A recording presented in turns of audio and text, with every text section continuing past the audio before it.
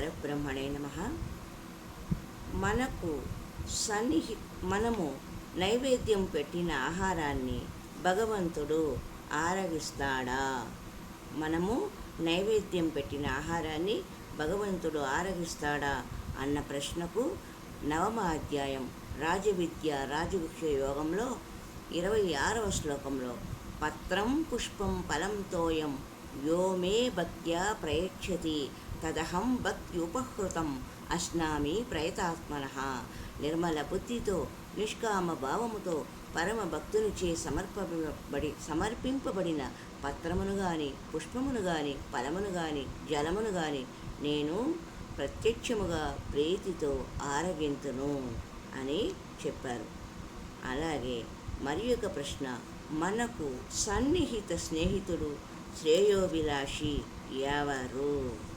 మనకు సన్నిహిత స్నేహితుడు శ్రేయోభిలాషి ఎవరు అంటే సమోహం సర్వభూతేషు నమే ద్వేష్యోస్తి నా ప్రియః ఏ భజంతి తు మాం భక్త్యా మయి తే తేషు చాప్యహం.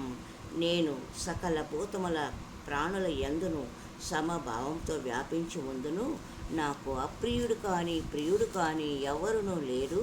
కానీ నన్ను భక్తితో భజించువారు నా యందే ఉందురు, నేను వారి యందు ప్రత్యక్షముగా ఉందును అని శ్రీకృష్ణ భగవానుడు చెప్పారంట.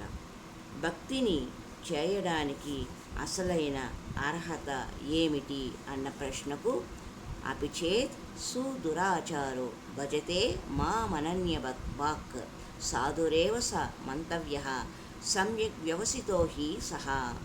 మిక్కిలి దురాచారుడైనను అనన్య భక్తితో నన్ను భజించినచో అతనిని సత్పురుషునిగానే భావింపదగును. ఏలానగా యథార్థముగా అతడు నిశ్చయబుద్ధి కలవాడు, అనగా పరమాత్మని సేవించుటతో సమానమైనది మరి ఒకటి ఏదీనూ లేదని గట్టిగా నిశ్చయించుకున్నవాడు అని చెప్పారు. అలాగే ఈ జగత్తులో సుఖముగా ఉండగలిగే ఉపాయము ఏమిటి అని, భక్తిని చేయడానికి అర్హత ఏమిటి? భక్తిని చేయడానికి అర్హత ఏమిటి అంటే మాం హి పార్థ వ్యపాశ్రిత్య యోపి శుః పాపయోనయః శ్రియో వైశ్యాస్తదా శూద్రాః తేపి యాంతి పరాంగతిం. అర్జున, శ్రీ వైశ్య శూద్రులను అట్లే చండాలాది పాపయోనిధులను నన్నే శరణు పొంది పరమగతినే పొందుదురు.